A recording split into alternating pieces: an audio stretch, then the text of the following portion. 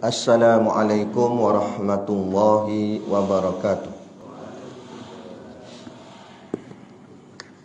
Ila hadrati Sayyidina wa Habibina wa Syafi'ina Muhammadin sallallahu alaihi wasallam, wa ila arwahi abaihi wa ikhwanihi minal anbiya'i wal mursalin, salawatullahi wa salamuhu alaihi wa alaihim ajma'in, wa ala ali kulli was sahabati wal qarabati wa tabi'in wa tabi'it tabi'in bi ihsanin ila yaumiddin, wa ila arwahi walidina wa muallimina wa dzawil huquqi alaina ajma'in, wa bil khusus al-alim al-alamah al-syaikh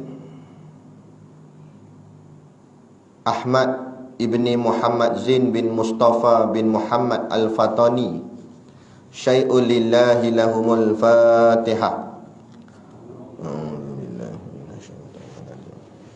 Bismillahirrahmanirrahim. Alhamdulillahi rabbil alamin. Ar-Rahmanir Rahim. Maliki yaumiddin. Iyyaka na'budu wa iyyaka nasta'in. Ihdinas siratal mustaqim. Siratal ladzina an'amta alaihim ghairil maghdubi alaihim waladdallin.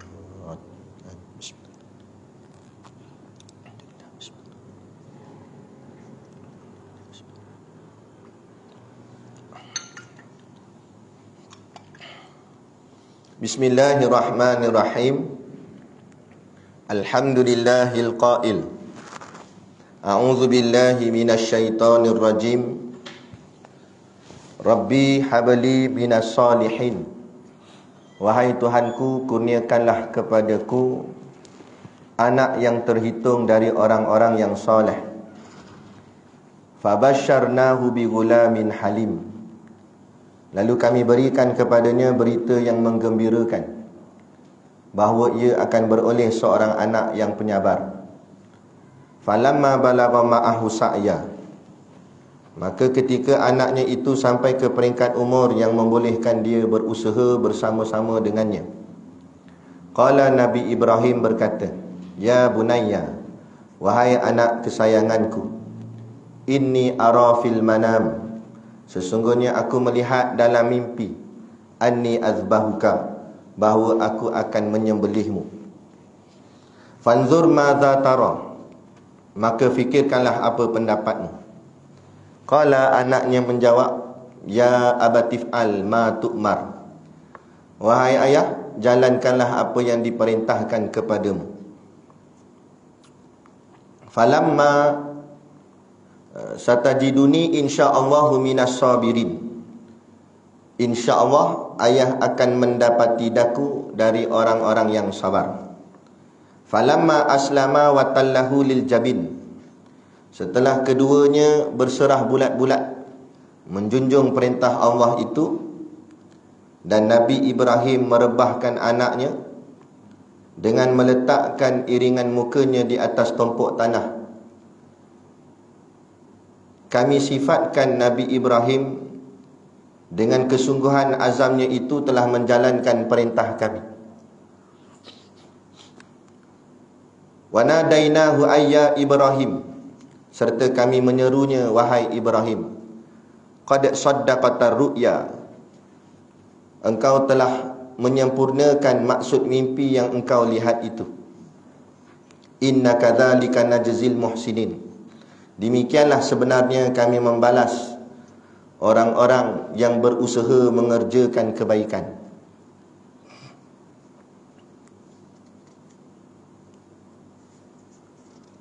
Inna hadza lahuwal bala'ul mubin, sesungguhnya perintah ini adalah satu ujian yang nyata. Wa fadainahu bidzbihin azim, dan kami tebus anaknya itu dengan seekor binatang sembelihan yang besar. Surah As-Saffat yang teratur berbaris, surah yang ke-37 pada ayat 100 sampai 107, daripada 182 ayat pada juzuk yang ke-23. Asyhadu an la ilaha illallah wahdahu la syarikalah wa ashhadu anna sayyidana Muhammadan abduhu wa rasuluh. Allahumma salli wa sallim ala sayyidina Muhammad wa ala alihi wa ashabihi wa tabi'ina lahum bi ihsanin ila yaumiddin. Subhanaka la ilma lana illa ma 'allamtana innaka antal alimul hakim. Rabbi shrah li sadri wa yassir li amri wahlul 'uqdatam min lisani yafqahu qawli wa la haula wa la quwwata illa billahil aliyil azim. Amma ba'd. Dalam satu hadis Nabi yang berbunyi, Anin Nawas bin Sim'an al-Ansari qala sa'altu Rasulullah sallallahu alaihi wasallam 'anil birri wal ithmi faqala al birru husnul khuluqi wal ithmu ma haka fi sadrika wa karihta ayat tali'a alaihi nas. Atau kama qala rawahu Imam Muslim. Mafhum hadis. Anin Nawas bin Sim'an al-Ansari qala, dari An-Nawas bin Sim'an al-Ansari dia berkata, sa'altu Rasulullah sallallahu alaihi wasallam anil birri wal ithmi. Aku pernah bertanya kepada Rasulullah sallallahu alaihi wasallam tentang erti kebajikan dan dosa. Faqala, sabda beliau, al birru husnul khuluqi. Kebajikan itu ialah budi pekerti yang baik. Wal ithmu mahaka fi sadrika. Sedangkan dosa ialah perbuatan atau tindakan yang menyesakkan dada. Wa karihta ayat tali'a alaihin nas. Dan engkau sendiri benci jika perbuatanmu itu diketahui orang lain. Hadis riwayat Imam Muslim. Dan berkata hukama, la takun ratban, jangan kamu lemah, fatuk sara, nanti kamu ditekan. Wala yabisan, dan jangan kamu keras, fatukas sara, nanti kamu dipatahkan. Moga-moga dengan pengajian ini akan memperoleh keimanan dan jiwa yang kental, sehingga kita yakin kepada Allah dengan sebenar-benar yakin. Maka dengan keyakinan itulah Allah menganugerahkan kepada kita syurga nanti di hari akhirat kelak, insya-Allah. Amin ya rabbal alamin. Yang saya hormati pengerusi surau dan seluruh saf kepimpinannya, para imam, para bilal, tok-tok siap yang tak dapat kita nak sebutkan namanya satu persatu, yang amat-amat disanjungi para asatizah, alim-alim ulama, tuan-tuan guru, ustaz ataupun ustazah yang hadir pada malam ini, mohonlah ditegur kepada hamba yang fakir dalam bidang ilmu ini, sekiranya apa yang disampaikan dan dikongsikan ada salah dan silapnya. Yang kita kasihi ayah-ayah, ibu-ibu, pemuda-pemudi muslimin dan muslimat yang dirahmati Allah sekalian.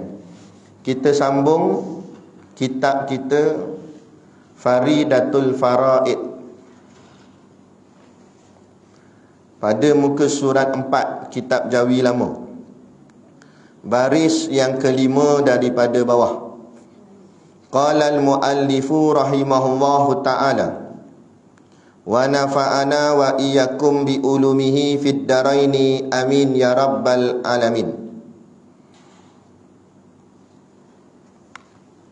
Kata pengarang kitab, dan dikehendaki dengan dalil itu, dalil ijmali, iaitu dalil yang lemah oleh empunya, daripada menetapkan dia dan menghuraikan segala syubhah yang didatangkan atasnya, seperti dikatakan baginya, apa dalil engkau atas ada Allah Ta'ala? Maka berkata ia alam ini, dan lemah ia daripada menyatakan jalan menunjuk alam ini atas ada Allah Ta'ala itu, atau kuasa ia atas menyatakan dia. Tetapi jika didatangkan iktirad atasnya, tiada kuasa ia atas menghuraikan dia atas wajah yang dituntuti, maka keluarlah ia daripada taklid dengan mengetahui ini dalil yang ijmali.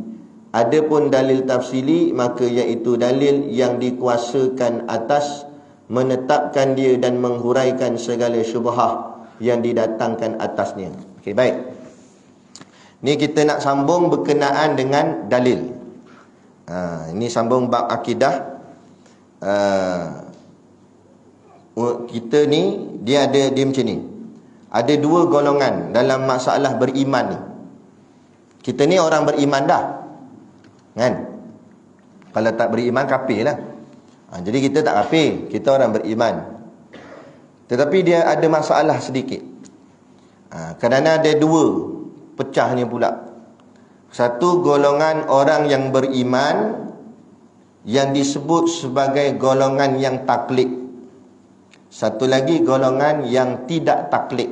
Tidak taklid ni disebut sebagai ma'rifah, orang yang kenal. Satu taklid, satu ma'rifah. Ma'rifah artinya tak taklid. Okey, baik. Ma'rifah tak ada masalah lah. Sebab dia memang Dia faham elok, akidah ni dia faham elok, dia kenal Allah dengan jalan ilmu yang betul. Adapun golongan taklid ni bermasalah. Pertama sekali kita nak kena faham apa maksud golongan taklid. Golongan taklid ni maknanya golongan yang ikut-ikut orang. Dia ikut-ikut orang. Dia tak boleh membawa dalil. Dia tak ada dalil. Dalil-dalil ni maknanya bukti. Dia tak boleh nak buktikan tentang keyakinan dia kepada Allah. Ibarat contoh, orang tanya, Tuhan ada tak? Orang tanya dia. Dia kata ada. Lepas tu orang tanya pula, ada apa bukti Tuhan tu ada? Kalau ada, mesti kita boleh nampak macam benda yang kita nampak sekarang. Kipas ada, nampak kipas, kan? Lampu ada, tu nampak lampu. Dah kata Tuhan ada dah, mana Tuhan? Orang tanya gitu. Bila orang tanya gitu, dia terus jam. Dia tak boleh nak jawab. Mana ini termasuk dalam golongan taklid. Makna orang ni dia tak boleh jawab. Dia golongan taklid. Kan? Ini baru atas bumi. Atas tanah. Orang tanya, kalau betul Tuhan tu ada, mana? Kan? Nanti dalam lubang kubur, malaikat munkar wa nakir tanya. Atas tanah ni, kalau orang tanya kita, kita tak boleh jawab, kita boleh lagi makan nasi goreng, kan? Kita boleh lagi hidup macam biasa, tak ada masalah. Tapi kalau dalam lubang kubur, malaikat munkar nakir tanya, mar rabbuka, siapa Tuhan kamu? Tak boleh jawab, kena sebat dengan sebatan rotan dia. Sekali dia sebat, terbenam 7 petala bumi. Sekali je tu. Sekali sebat, 7 petala bumi terbenam. Nak cerita kuat tak kuat sebatan dia tu. Ini baru cerita alam barzah, belum cerita alam akhirat. Alam barzah pun dahsyat dah. Alam kubur. Yang pasti kita akan sampai juga satu hari nanti. Sama ada cepat ke lambat, pasti sampai. Kawan-kawan kita dah pergi dulu dah ramai. Kan? Kita ni tengah menghitung hari. Setiap daripada kita, tak kira muda ataupun tua. Sebab mati tak kenal usia. Mati tak kenal kesihatan. Kullu nafsin dha'iqatul maut. Tiap-tiap yang bernyawa akan merasai mati. Cuba renung dalam-dalam benda ni, kan? Kawan-kawan kita yang dah pergi meninggalkan kita, tengok dia, bahagian dia dah lepas. Dia berjaya tak berjaya dalam barzah tu, itu hal dia lah. Masalahnya kita, kita ni macam mana agaknya? Soalan kan tak?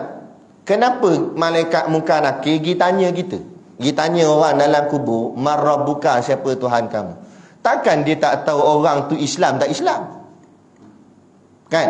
Malaikat tu nampak tak masa mati, sebelum tanam tu, masa mati tu kan orang kapankan dia, orang semayangkan dia. Tanam pula dalam kawasan tanah perkuburan orang Islam. Apa dia pergi tanya juga? Orang Islam kan Tuhan dia Allah, automatik patut gitu. Kenapa pergi tanya gak mar rabbuka? Apa kita tak jawab? Lah takkan tak nampak tadi saya orang semayang kan? Pergi tanya buat apa? Tanya balik gitu. Malaikat akan nakir ni.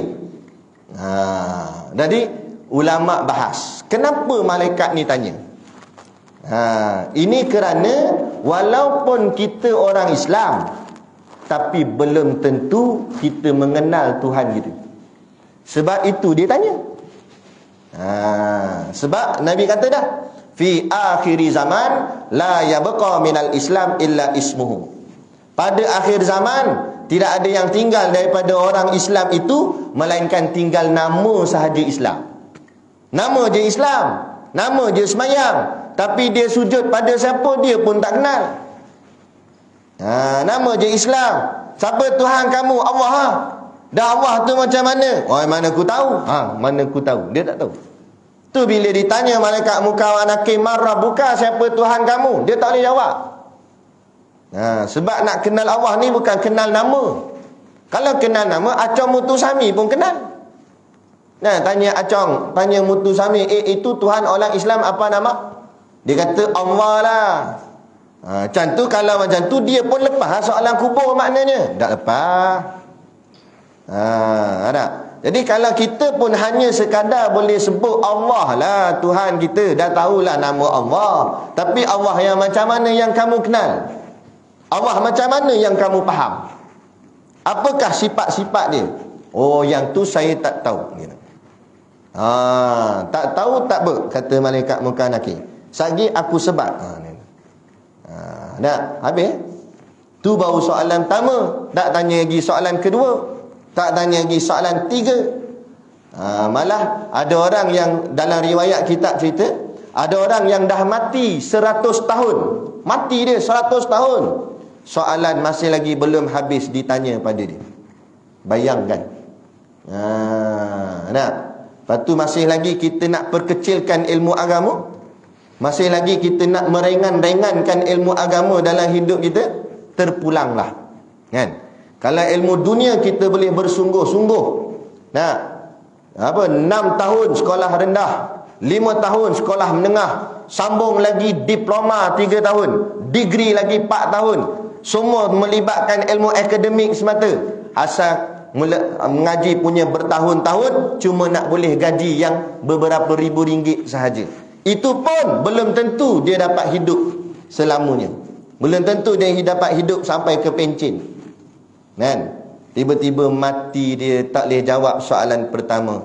Menyesal segala-galanya. Tapi tak boleh buat apa dah. Sebab masuk dalam lubang kubur, sekali-kali tak boleh bangkit semula. Ada. Andai kata Allah izin bangkit pun, dia bangkit tu tak ada siapa dah nak tolong dia. Kawan mati dah, tiba-tiba katalah contoh, kan, Allah, dia minta Allah nak hidup balik, Allah pun izinlah dia hidup balik, bangkit. Dia pun datang kuliah sini, kan. Tak payah kata tuan-tuan dengan saya terjun kot tingkap, lari. Apa tak lari tengok, kan mati dah dia ni, macam mana boleh datang balik? Dengan kain-kain pan dia datang. Kan? Sebab tu sebelum kita dimatikan Allah, kita buatlah persiapan yang sebaik-baiknya. Paling-paling utama dalam masalah akidah. Baik, jadi itu yang disebut sebagai golongan taklid. Golongan taklid ni dia tak boleh nak buktikan. Bila orang tanya, tahu dah Tuhan tu ada, tapi mana hang tahu Tuhan tu ada? Apa buktinya? Dia tak boleh nak jawab. Tak boleh nak jawab bererti dia tidak kenal Allah. Dia tak boleh, dia bukan kenal Allah. Macam kita kak, orang tanya siapa ayahmu? Nama ayah saya Kasim, contoh. Mana hang tahu ayah mahang Kasim? Entah, aku pun tak tahu. Jiran aku yang kata. Maknanya dia tak kenal ayah dia. Kalau dia kenal ayah dia, dia boleh jawab, itu memang ayah saya. Saya membesar dengan dia daripada kecil lagi. Kan? Kakak-kakak saya semua kata inilah ayah kita sama. Dan saya tengok muka saya dengan muka dia, kan sama. Ada, dia boleh buktikan bahawa tu ayah dia. Kalau ayah kita boleh buktikan, kenapa Tuhan kita tak boleh buktikan? Sedangkan kita dicipta oleh Tuhan. Bukan ada Tuhan lain dah. Tuhan satu tu je. Kan? Satu tu je Tuhan. Tiba-tiba kita tak boleh buktikan Tuhan kita. Kalau ayah ni mungkin ada banyak ayah. Kita nak buktikan orang tu ayah kita, banyak lagi ada pilihan lain. Mungkinlah kat situ boleh berlaku keliru. Sebab ada banyak pilihan. Ini Tuhan tu satu. Tapi kita tak boleh nak buktikan Tuhan yang satu. Lemahnya kita. Ada. Bahaya. Jadi golongan taklid ni duduk dalam kategori bahaya. Golongan yang tak tahu langsung. Dia ni golongan taklid. Dia ikut-ikut orang ni. Dia tak boleh jawab. Bila orang tanya bukti tak boleh jawab. Okey. Baik, kemudian ulama kupas. Kita dah bicara dah bulan yang sudah, pengajian yang sebelum ni. Ya, golongan taklid ni ada dua pandangan ulama. Kita ingatkan baliklah supaya kita bersungguh-sungguh. Saya cakap ni bukan nak nakut-nakutkan, tapi memang itu perlu kita takutkan. Golongan taklid ni dua pandangan ulama. Satu pandangan yang ringan, satu pandangan yang keras, yang syadid. Nak dengar mana dulu? Nak dengar ringan ke keras? Kita ambil ringan dululah. Pandangan ulama yang ringan, pandangan dia ringan, tak berat sangat, mengatakan golongan yang taklid ini tidaklah kafir tetapi fasik. Golongan ulama yang pandangannya ringan bersetuju bahawa golongan taklid itu termasuk dalam kategori orang yang fasik kepada Allah. Orang mana? Orang tadi inilah yang tak boleh buktikan Tuhan. Bila tanya mana hang tahu Tuhan tu ada? Entah aku tak tahu. Entah aku tak tahu ni, dia ni pandangan ulama yang ringan kata dia masuk dalam golongan fasik. Apa makna fasik? Orang yang mengekali akan dosa besar. Matinya dalam keadaan berdosa besar kepada Allah. Kalau nak mudah fahamnya, matinya sama taraf dengan ahli maksiat. Mati dia tu.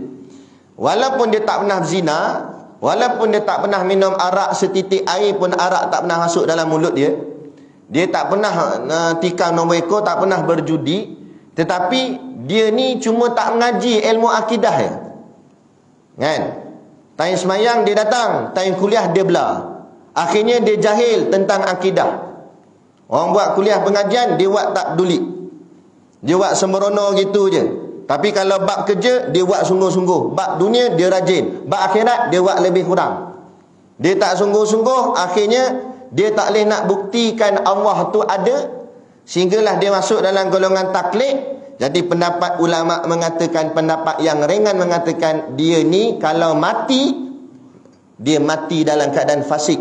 Maksudnya mati seperti sama taraf dengan orang yang mati berzina, sama taraf dengan orang yang mati minum arak, sama taraf dengan orang yang mati buat kerja-kerja maksiat. Sebab apa? Sebab meninggalkan pengajian agama itu juga dikira satu maksiat. Tapi orang tak pandang ia maksiat.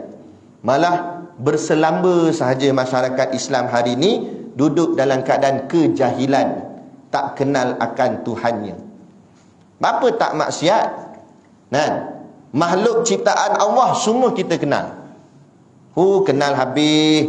Dia boleh sebut nama pemain bola sebelah orang tu. Siap yang bangku simpanan pun dia kenal juga. Kan? Isteri coach tu pun dia kenal juga. Kenal. Kan? Habis kenal. Nama pemain bola kenal, nama artis kenal. Sampai ke band-band kenal. Kenal artis, penyanyi kenal, pelakon kenal. Kalau kita nyanyi serangkap lagu, dia boleh sambung lagu tu. Punya nak kata terrornya dia kenal lagu tu. Kalau bab kenderaan pula, lalu pantang kereta apa, dia boleh sebut ni kereta apa, berapa cc, enjin dia berapa kuat. Kenal. Padahal tu semua makhluk tak boleh bantu apa-apa pun kita dalam alam kubur. Tiba-tiba Tuhan yang cipta segala-galanya ni, semua ni termasuk diri dia, nyawa dia, nafas dia tak kenal. Baik ke jahat? Tu je soalan dia. Kan? Semua alam dia kenal, tiba-tiba yang cipta alam dia tak kenal. Baik atau jahat? Tu saja. Kalau kita rasa jahat, kita tanya balik diri kita, aku di mana?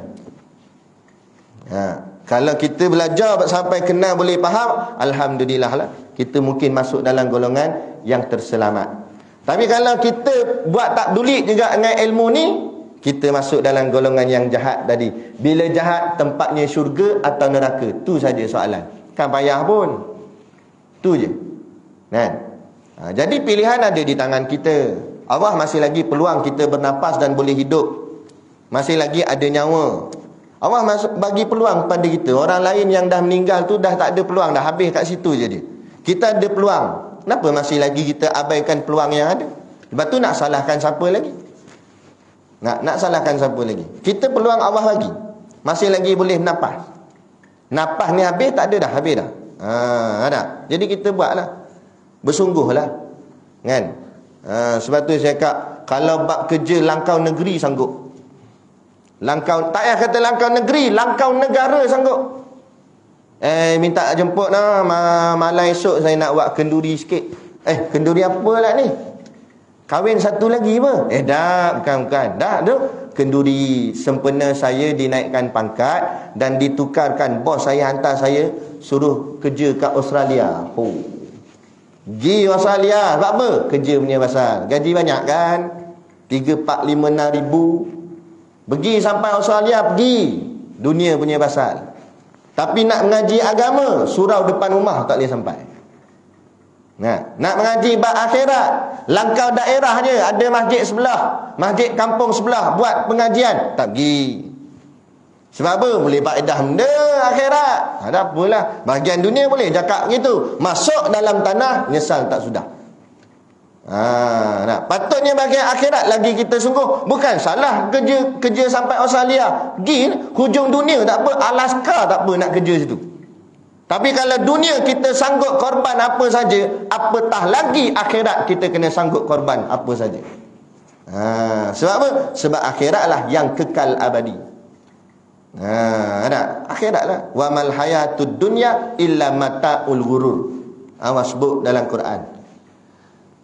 Dan ingatlah bahawa kehidupan di dunia ini, segala kemewahannya, pangkat kebesarannya, semuanya itu tidak lain hanyalah kesenangan bagi orang yang terpedaya.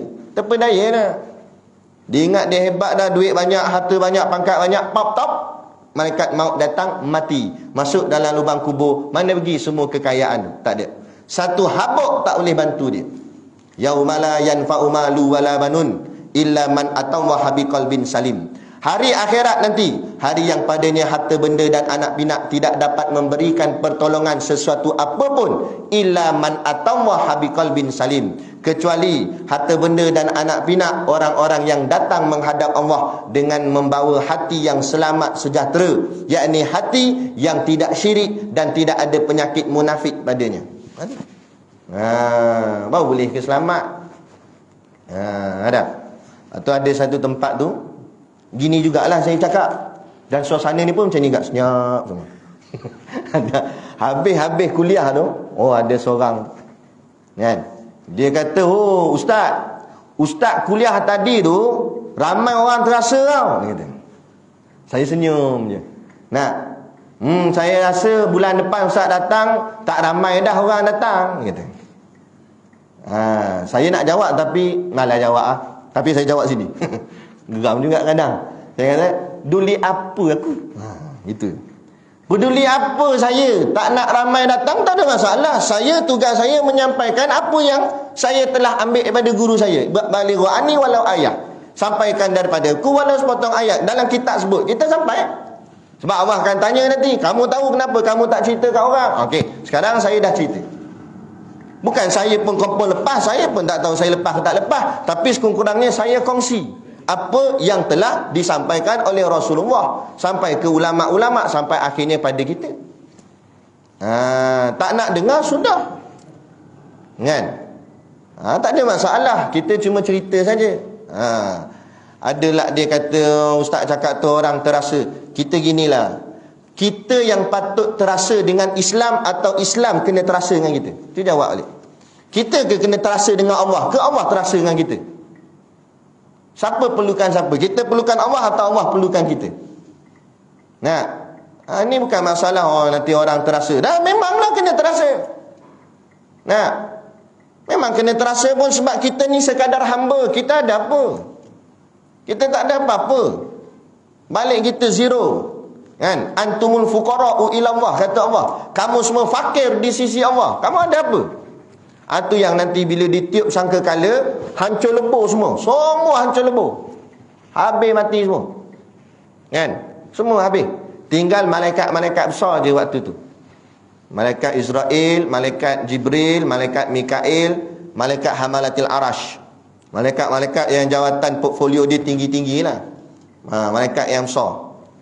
Kemudian Allah tanya, siapa lagi ada?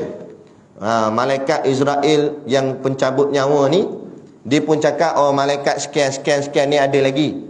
Kata Allah, kamu cabut semua nyawa malaikat tu. Malaikat Israel cabut nyawa malaikat Jibril, malaikat Mikail, semua malaikat dia cabut. Maka Allah tanya, siapa lagi ada? Malaikat Israel pun tengok kanan, tengok kiri. Dia kata, tinggal hamba seorang sahaja yang lemah, yang lalai ini ya Allah, merendah diri pada Allah. Tinggal hamba seorang je ya Allah. Kan? Tunduk dia. Kata Allah, sekarang kamu cabut nyawa kamu sendiri. Kan? Buat pertama kali malaikat maut cabut nyawa dia sendiri. Selama ni dia cabut nyawa orang. Bayangkan nak cabut nyawa sendiri, agak-agak kuat ke slow? Slow sebab dia sendiri cabut. Kan? Macam kita kaklah, kalau terseliuh mana-mana dah, kalau kita betulkan tangan orang, kita buat ikut, tahanlah sikit, Allah kata nak jantan, kita kata itu. Memang sebab kita buat orang. Cuba kalau kita nak betulkan sendiri, kita buat slow-slow. Macam tu juga, dia cabut nyawa dia slow-slow. Dalam slow-slow tu, kata Nabi dalam hadis, menjerit malaikat Israel ni, pencabut nyawa ni, menjerit dia. Kata Nabi, kalaulah ada kehidupan lagi waktu tu, nescaya mati habis kerana bunyi jeritan malaikat Israel yang sangat kuat tu, habis mati semua. Kalau siapa yang dengar, nak cerita terlampau kuat dia jerit, padahal dia cabut diri dia sendiri secara perlahan. Tu secara perlahan pun dia jerit kuat. Kalau dia cabut kita, sebab tu orang kata bila mati tak ada suara. Dia mati, itu habis macam tu je. Sebab apa? Sebab terlampau sakit sampai tak ada suara. Benda apa pun kalau terlampau tak ada bunyi terus. Betul tak? Kalau orang ketawa, itu masih lagi tak lawak sangat. Tapi kalau dia ketawa sampai tak bunyi, gitu. Sampai nganga je. Nah, mana kelakar sangatlah tu, sampai suara pun tak ada. Macam kita tengok budak-budak menangis. Kalau dia tak esak-esak, maknanya dia tak sedih sangat. Tapi kalau kata kena cubit dengan mak dia, tengok dia menangis sampai kadang-kadang kita tak dengar suara dia. Sampai kita takut, apa, mana ni suara? Dengar muka apa reaksi muka tu ada, tapi suara tak keluar sebab terlampau sedih. Begitu juga bila terlampau sakit, orang mati tak bunyi suara. Kan tu orang mati senyap. Sebab nak cerita terlampau sakit. Tu. Lepas tu habislah malaikat Israel cabut nyawa dia. Dah tak ada lah dia. Cabut nyawa. Waktu tu Allah pun sebut, siapa lagi yang ada? Senyap, sepi, tak ada siapa pun bercakap. Mana nak cakap macam ni, semua dah tak ada. Nah, mana kerajaan kamu yang besar? Datanglah. Allah cabar.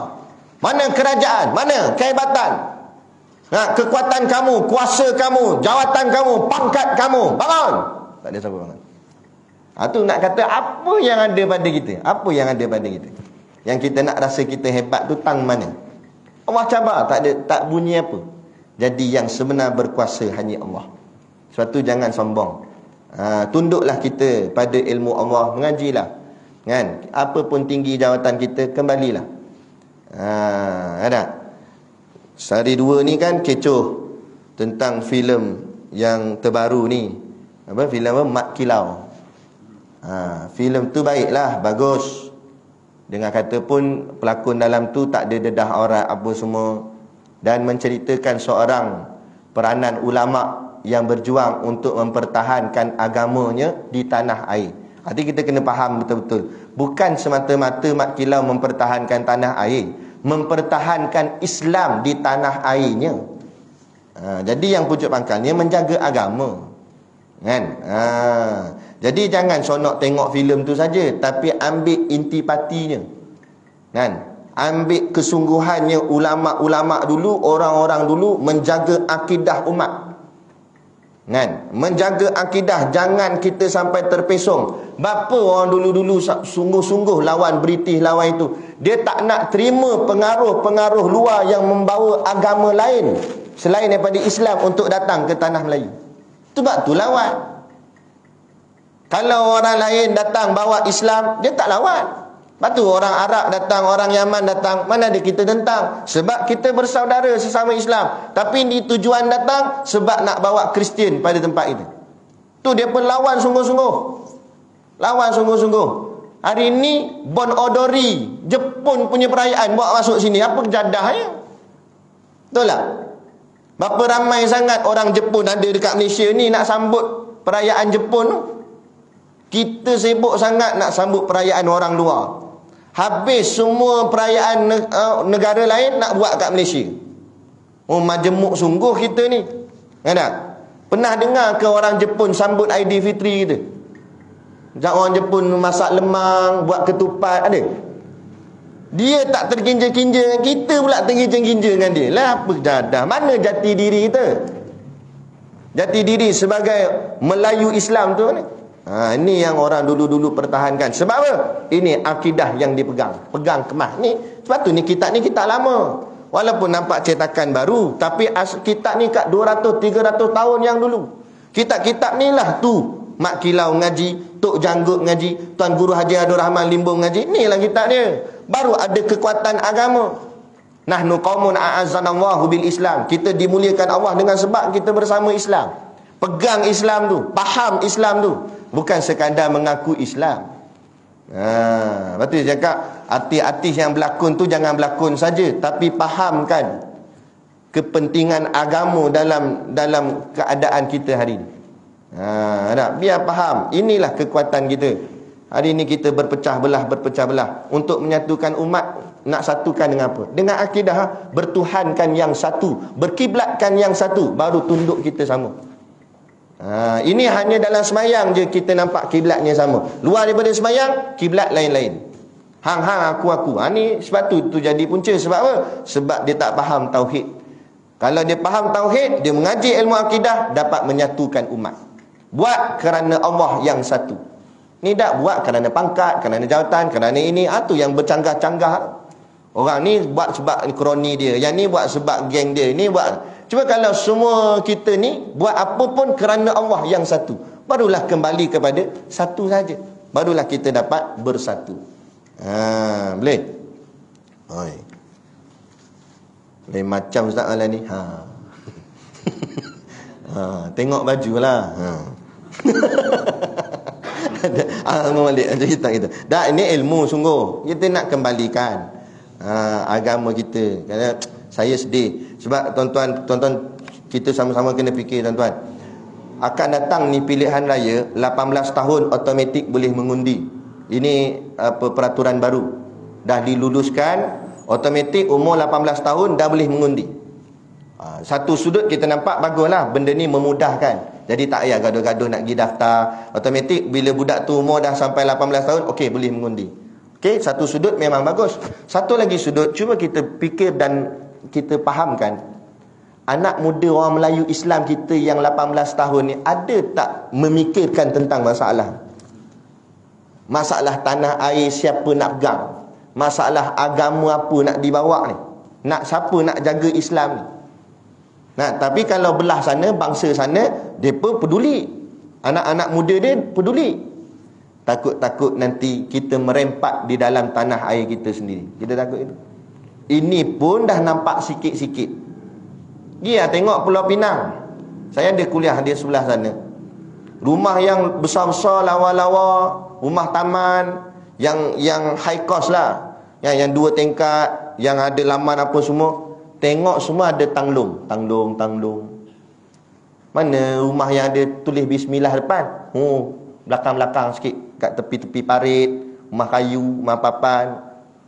Seolah-olah macam kita ni dihalau secara perlahan-lahan. Tu kita konon-konon bangga dengan kemajuan yang akhirnya menjualkan jati diri bangsa kita. Buat apa? Kemajuan yang akhirnya mengangkat orang lain, bukan kita. Sedangkan kita tuan tanah. Sebab tu dulu Tok Guru Ni Aziz pernah kata, tak apalah orang nak kata Kelantan mundur, tapi sekurang-kurangnya kita kuat. Melayu kita kuat, agama kita kuat di sana. Apa guna kamu nak negara kamu nampak hebat, bangunan tinggi-tinggi, tapi semua bukan milik orang kita, tapi milik entah siapa orang, kita tak tahu. Ada.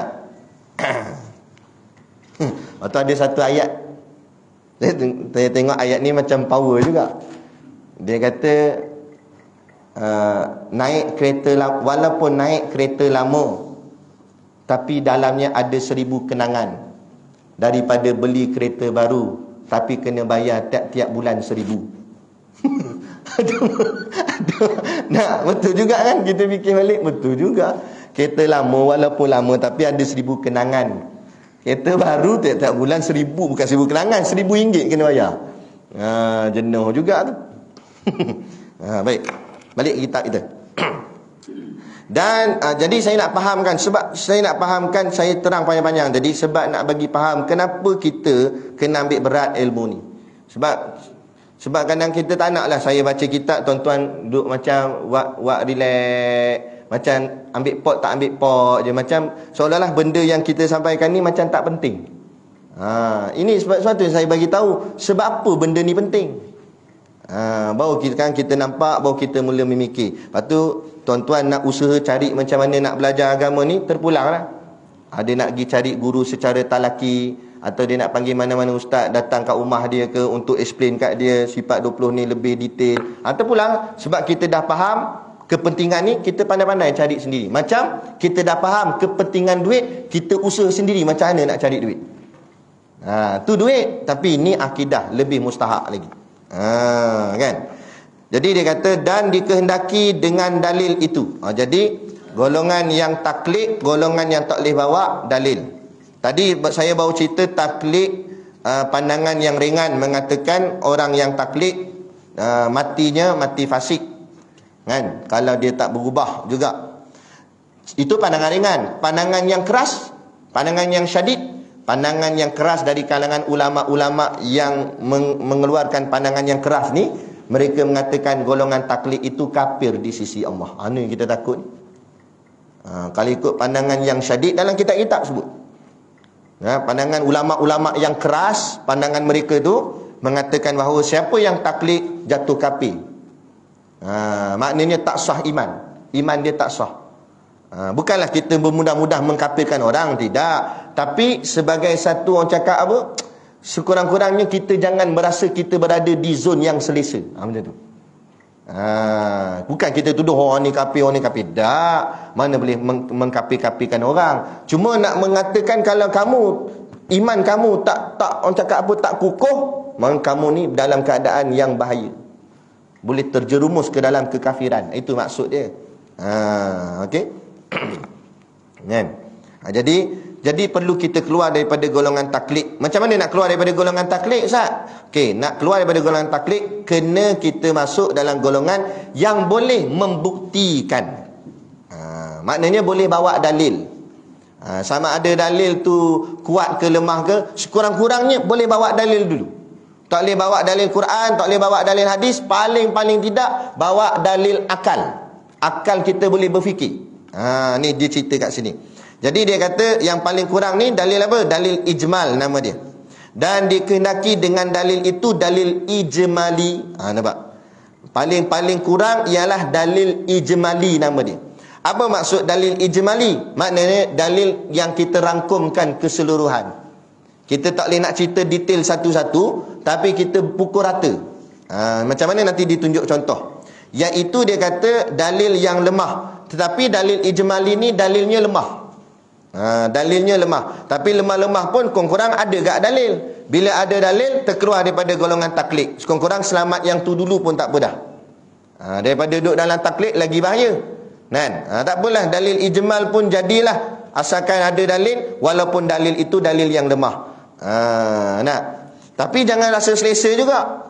Kena usaha pula. Mula-mula peringkat awal tak apalah peringkat awal pegang dululah dalil ijmali. Tapi dalam proses hidup teruskan lagi mengaji sampai kita boleh naik dalil yang lebih tinggi lagi. Bukan dalil ijmali lagi. Sebab dalil ijmali masih lagi duduk dalam bahaya. Sebab apa? Sebab sifat dalil ni lemah. Bila-bila masa kalau orang rot dia nanti, silat-silat dia boleh terpesong balik. Kan? Dalil ijmali iaitu dalil yang lemah oleh empunyanya. Empunyanya maknanya tuan badan tu. Dia pegang dalil ijmali, tapi dalil ijmali itu lemah pada dia. daripada menetapkan dia. Kemudian dia ada buat nota kaki nombor 2 kecil sini. Apa tu? Dia tu qauluhu, menetapkan dia. Apa maksud menetapkan dia tu? Dia terang. Artinya menyatakan dalil atas jalan yang dituntuti. Seperti bahawasanya tak kala ditanya orang. Nampak ni dia buat contoh. Dalil yang kita kena dapat, dalil yang boleh menetapkan, supaya dalil tu dapat pegang kemas. Macam mana dalil yang dapat pegang kemas? Dia buat contoh sini. Bahawasanya tak kala ditanya orang, kalau ada orang tanya dia, apa wajah keadaan alam ini menunjuk atas ada Tuhan. Maksudnya, apa bukti alam ini ada Tuhan? Apa bukti alam kita ni ada Tuhan? Orang tanya kat dia.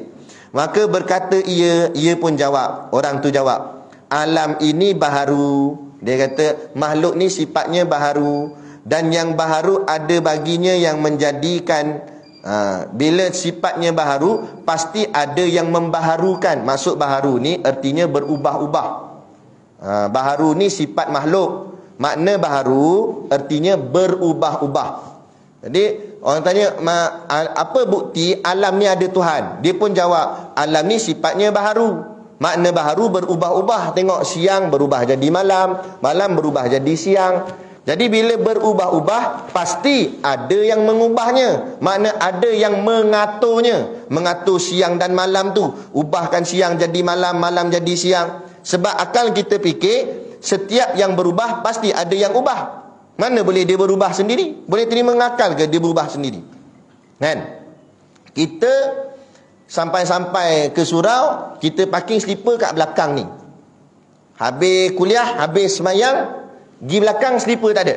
Hai, gimana slipper aku? Kan? Dia pun cari-cari, tanya kawan-kawan. Ada kawan pun siap buat gotong royong pergi cari slipper dia. Ramai-ramai nak pusing surau, jumpa. Kerana jumpa slipper tepi ni. Jumpa dah slipper hang kat tepi ni, kawan dia kata. Macam mana slipper aku boleh sampai sini? Dia buat persoalan. Kan? Dia buat persoalan. Tiba-tiba ada mana tahu datang dari dalam longkang mana keluar, tiba-tiba dia kata, aku nampak slipper tu jalan sendiri dari sana ke situ. Kita pandang orang ni, kita pandang macam ni. Kata sian. Mungkin terlepas Tanjung Rambutan rasanya, kata. Mana orang tu akalnya tidak waras.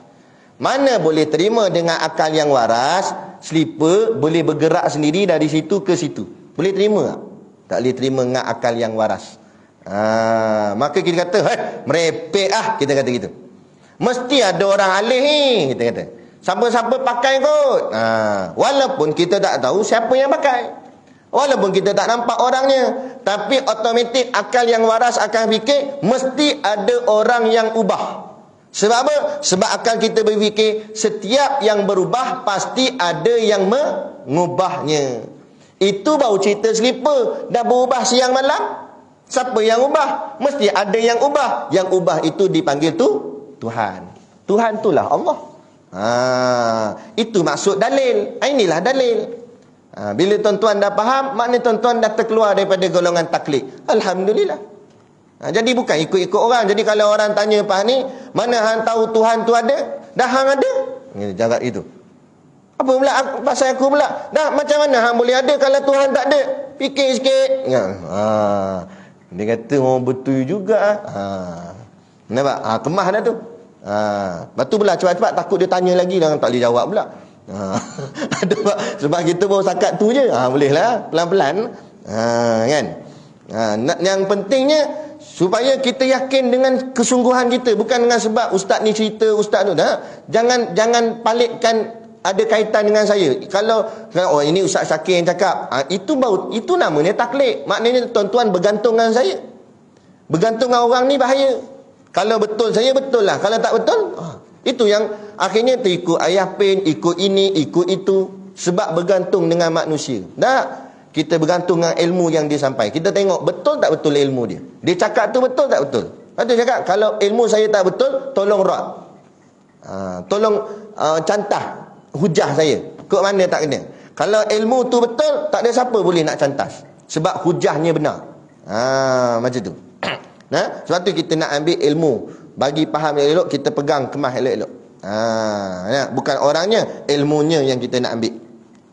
berkata ia alam ini baharu, dan yang baharu ada baginya yang menjadikan. Dia kata kalau alam ni baharu makna berubah-ubah, pasti ada yang ubah dia, ada yang jadikan dia. Maka alam ini ada yang menjadikan dia, dia kata. Dan ialah Tuhan. Tuhan tu siapa? Allah lah. Dalil yang dia pukul rata, dalil yang simple saja. Tapi tak apalah, simple-simple pun sekurang-kurang keluar daripada golongan taklid. Rod dia lagi, mungkin dia tak boleh nak jawab. Tapi tak apa, pelan-pelan kita baca dulu. Dia kata empunya daripadanya menetapkan dia. Okey, sekurang-kurangnya dia dah boleh, bila orang tanya dia boleh jawab dah. Dan menghuraikan segala syubhah. Tetapi orang macam ni dia tak boleh nak menghuraikan tentang perkara-perkara syubhah yang didatangkan atasnya. Kalau ada benda-benda kesamaran, contohlah kata okey tak apa, aku boleh terima hang kata Tuhan ada sebab kita ada, sebab alam ni ada, sebab alam ni berubah. Tapi aku nak tanya hang pula, Tuhan duduk tang mana? Tuhan duduk kat atas langit ke? Sebab ni ada ayat Quran kata gitu, Ar-Rahmanu ala arsyistawa. Yang ni dia keliru. Sebab apa? Sebab dia belum sampai tahap dalil yang tinggi. Dia baru tahap dalil ijmal sahaja. Jadi bahagian ni dia tak boleh nak jawab. Dia kata sudah, aku pun tak habis lagi ngaji ni. Dia kata Tuhan duduk tang mana nak? Tapi aku yakin Tuhan ada. Sekurang-kurang yang tu ada dulu, yang tu selamat dulu. Tu. Jadi dia kata dia ni tak boleh nak menghuraikan segala syubhah yang didatangkan atasnya, seperti dikatakan baginya. Ni dia buat contoh. Seperti dikatakan baginya, apa dalil engkau atas ada Allah Ta'ala? Maka berkata, contoh orang tanya dia, apa dalil Allah Ta'ala tu ada? Orang tanya dia, dia pun jawab, berkata ia alam ini, sebab alam ni ada.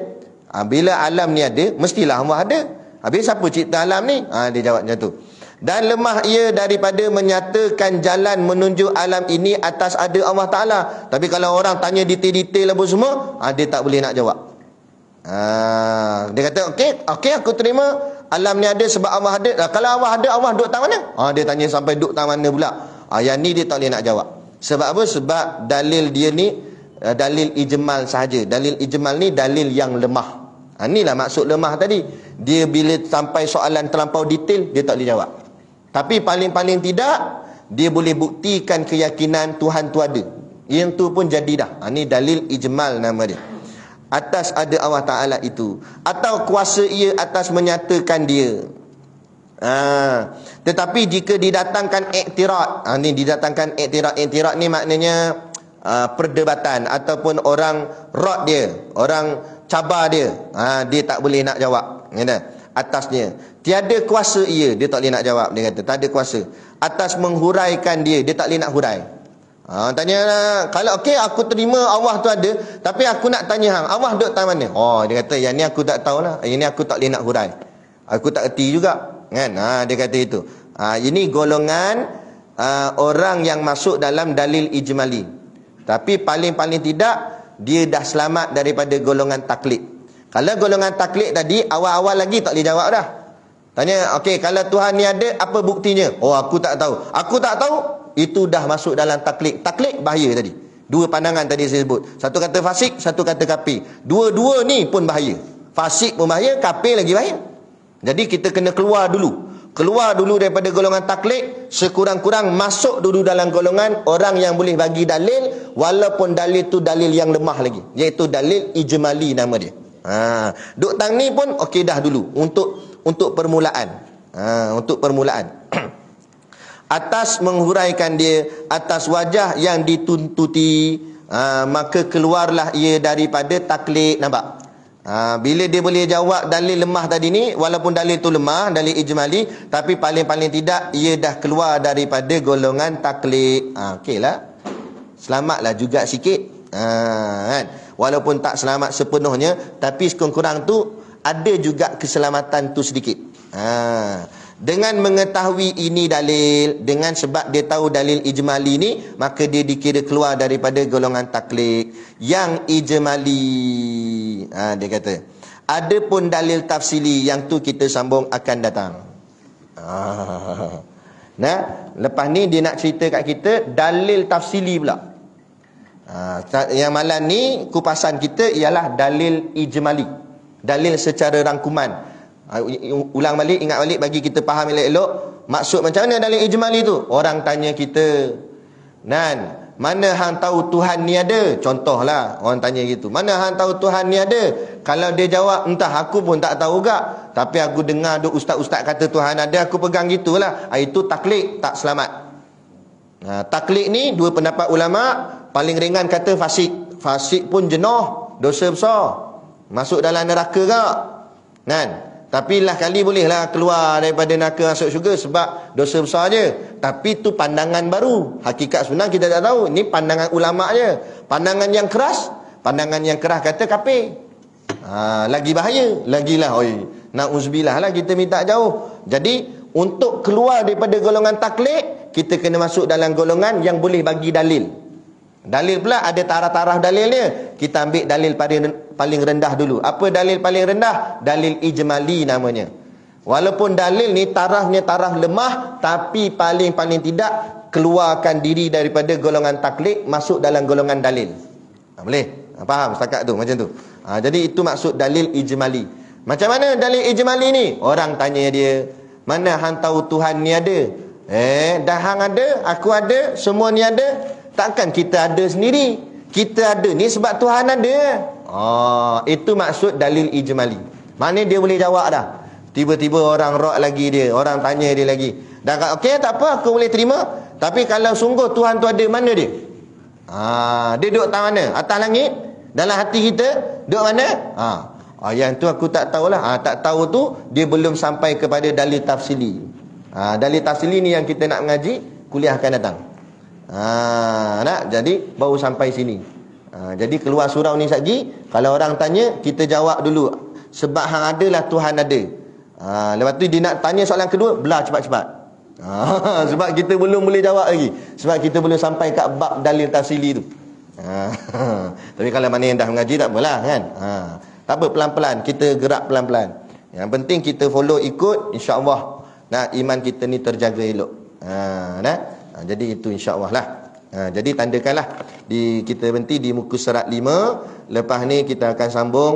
Ada pun dalil tafsili, berhenti kat situ. Ada pun dalil tafsili, insya-Allah.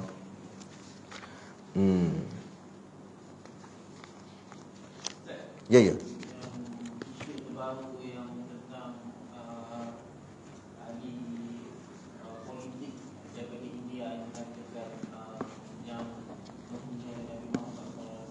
Assalamualaikum. Dan ada juga daripada dalam golongan kita pergi ke kedutaan India, antara berbatahan, tapi dihalau keluar. Jadi walaupun kita lebih Islam ni pun tiada pemimpin-pemimpin yang bersuara tentang isu tu. Boleh Okey, baik. Bahaya kan ni. Orang kena tangkap lagi. Tak apalah kan. Ni dia sudut ilmiah ya. Tak setuju, terpulanglah. Baik. Berkenaan dengan orang hina Nabi. Pertama sekali kita macam Ustaz Azhar Idrus jawab kan. Bila orang tanya tentang apa hukum orang hina Nabi, jangan tanya Perdana Menteri. Jangan tanya ahli politik, itu bukan bidang dia. Fas'alu ahla zikri in kuntum la ta'lamun. Tanya orang yang tahu apabila kamu tidak tahu. Dalam bab ni siapa yang alim dalam masalah hukum? Ulama. Kembalikan urusan ni pada ulama. Tanya alim ulama. Empat mazhab, empat mazhab, Imam Syafi'i ke, Imam Hambali ke, Imam Hanafi ke, Imam Maliki ke, keempat mazhab jawab siapa-siapa yang menghina Rasulullah hukumnya mati. Hukum bunuh mati. Empat mazhab. Kan? Pandangan Imam Malik yang agak keras lagi. Kan? Pandangan Imam Malik kata walaupun orang itu sudah bertaubat pun tetap dihukum bunuh. Tak ada maaf. Maknanya okey, kita boleh terima dia minta maaf, kita okey tak apa saya maafkan, tapi tetap kena mati tak? Tetap kena hukum juga. Sebab apa? Sebab sebagai pengajaran kepada orang lain, jangan sesekali sentuh kepribadian junjungan besar Nabi Muhammad SAW. Sebab orang yang dia hina tu bukan sebarangan orang. Itu orang nombor 1 dalam dunia. Kekasihnya Allah. Kan? Bukan sebarangan orang. Nah, kita hina sultan pun ada hukuman berat. Ini kan pula hina ni orang nombor 1, makhluk nombor 1. Sayyidul Anbiya wal Mursalin, penghulu sekalian Nabi, penghulu sekalian Rasul, penghulu sekalian alam, Nabi Muhammad. Kan? Nombor 1 sekali. Lepas tu kita letak kat mana-mana surah masjid kan, kita letak nama Allah, sebelah nama Allah nama siapa? Nah, nama Muhammad. Maknanya kuatnya. Kan? Kekasihnya Allah tu. Lepas tu tak boleh buat main-main. Lepas tu hukumannya yang tu dulu. Iaitu hukum mati, bunuh. Tapi di luarlah kawalan kita, takkan kita nak pergi negara dia pergi bunuh dia kan. Nanti jadi lain pula, mudarat lebih besar pula, jadi peperangan dan sebagainya. Sebab dia bukan duduk dalam negara kita. Kalau duduk dalam negara kita mungkin kita ada kuasa, di negara lain. Paling-paling tidak tak boleh bunuh dirinya, bunuhkan apa saja yang berkait dengan dia. Tak semestinya nak kena bunuh di situ dengan makna bunuh jasad. Bunuhlah ekonomi dia ke, bunuhlah apa-apalah. Itu yang ada negara-negara Arab yang lain buat. Antaranya negara Kuwait. Dia stop terus hubungan dengan India dan dia ambil semua produk India, dia hantar balik. Dekat shopping mall apa semua, bawa keluar mana produk yang datang daripada negara India, ambil, hantar balik. Pergi ambil balik barang kamu, kami tak nak terima. Walaupun yang buat bukan seluruh orang India, Seorang dua tu je yang buat, tapi nak menunjukkan ketegasan kita terhadap syiar agama kita. Jangan sekali-kali kamu main dengan umat Islam. Itu patutnya kita buat. Ini kita buat bantahan, tunjukkan protes sebagai kita umat Islam sayangkan Nabi, buat dalam negara kami. Dia tu tengah duduk dalam negara kita, kedutaan dia tu, dia boleh halau kita, biadab ke tak biadab? Patutnya siapa yang kena halau? Kita halau kedutaan dia tu, pergi balik. Patut berani buat macam tu, putuskan hubungan diplomatik. Kamu dah sampai tahap melampau, hina Nabi kami. Tapi kenapa tak buat? Itu masalah kan?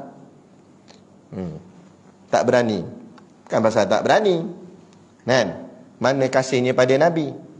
Kalau kasih, boleh buat kan?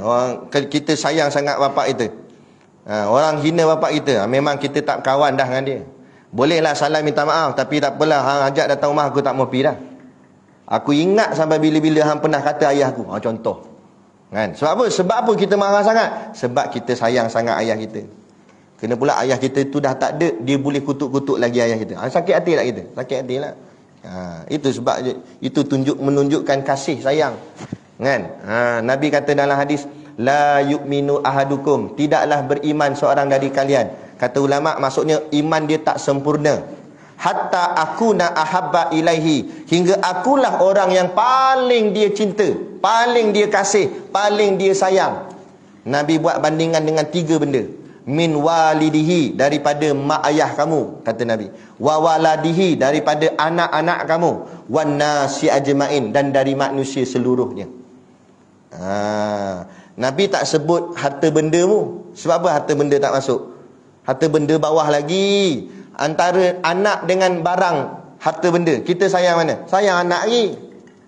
Antara rumah dengan mak ayah kita, mana kita sayang? Sayang mak ayah lagi. Jadi barang tak payah cakap dah kan? Dalam hati kita ni mak ayah kita lah, anak kita lah. Orang jentik telinga anak kita pun kita nak bergaduh lah. Apa hang jentik telinga anak aku? Itu pun kita nak marah dah. Ini kan pula orang memain-mainkan Nabi kita.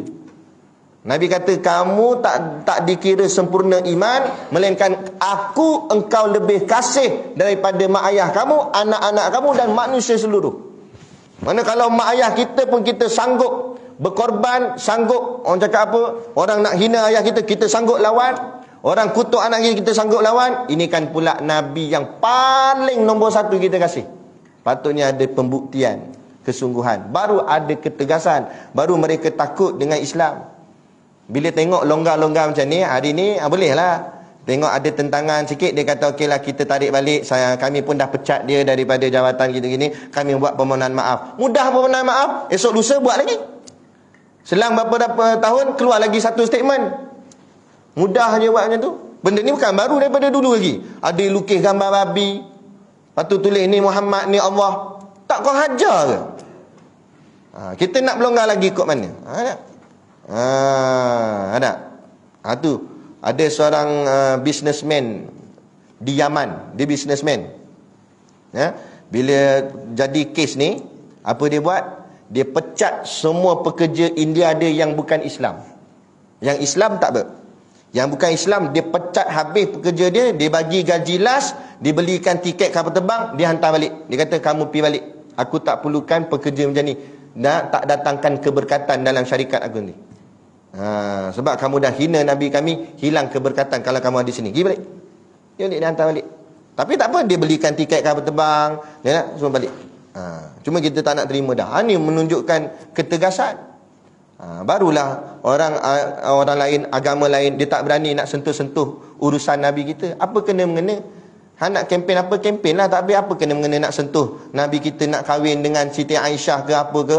Kan tahu pun cerita sebenar. Nak pandai-pandai nak kupah bab tu. Kenapa? Kita pun tak pernah kupah bab dewa dia. Ada kita buat kuliah, dewa Siva ni, dia sebenarnya ada. Kita pun tak ada. Lantak nak dewa apa pun, kan? Lakum dinukum waliyadin. Bagi kamu agama kamu, bagi kami agama kami. Jadi kita umat Islam kena ada rasa kasih dengan Rasulullah. Kita kena ada rasa kasih sampai kita sanggup mati untuk Rasulullah. Cumanya kita jangan buat tindakan yang mendatangkan mudarat lebih besar. Kita kena fikir dengan kewarasan akal. Betul kita marah, kita ikut nak bunuh aja, kan? Tapi kita fikir kalau jadi macam ni, peperangan besar boleh meletus. Kita sehabis-habis mungkin, sehabis-habis baik, jangan mendatangkan mudarat yang besar. Tapi jangan pula kita duduk diam saja, pun tak boleh juga. Itu makin menjadikan musuh lagi rasa besar. Jadi kita kena ada juga tunjukkan tentangan, tapi biar ikut dengan cara yang betul. Tadi betul lah tu, dia buat protes depan kedutaan, nak buat report polis ke apa ke. Tapi bila dia menghalau orang kita, patut kerajaan kena pandang benda ni masalah besar. Sebab sampai dia memandang orang cakap apa, buat kita ni macam, dia dah lah duduk tempat kita, dia buat macam tu pula kita. Amboi, sedap sangat, rasa hebat sangat rasanya. Ni kita ni, taraf Malaysia ni, orang Melayu ni, dia ada orang cakap apa, dia ada kelembutan tu masih ada lagi. Dia ada okey lagi lah. Tapi saya rasa kalau main dengan belah-belah orang Indonesia pun sebagai belah-belah sana tu, yang tu jangan. Mereka sanggup silap-silap pecah kedutaan, mereka boleh buat, kan? Dia buat kau hajar macam tu, kan? Kita ni masih lagi orang cakap apa, bukan kita penakut, tidak. Tapi kita fikir mudarat lebih besar. Lepas tu negara kita pun ada bangsa India yang lain, kan? Jadi kita fikir sama macam tu. Cuma jangan sampai kita diamkan saja. Tak boleh juga. Kita kena tunjukkan juga kesungguhan kita dalam mempertahankan junjungan besar Nabi kita, Nabi Muhammad sallallahu alaihi wasallam. Moga-moga itulah sikit sebanyak memberi kefahaman kepada kita tentang hukum hakam agama kita, akidah agama kita, insya-Allah. Boleh? Jadi cukup sekadar tu pada malam ni yang dapat kita kongsikan. Moga-moga memberi manfaat kepada kita bersama. Kalau tak banyak pun sikit pun jadilah, insya-Allah. Jadi cukup sekadar tu. Wabillahi taufiq wal hidayah. Wassalamualaikum warahmatullahi wabarakatuh. A'udzubillahi minasyaitonir rajim.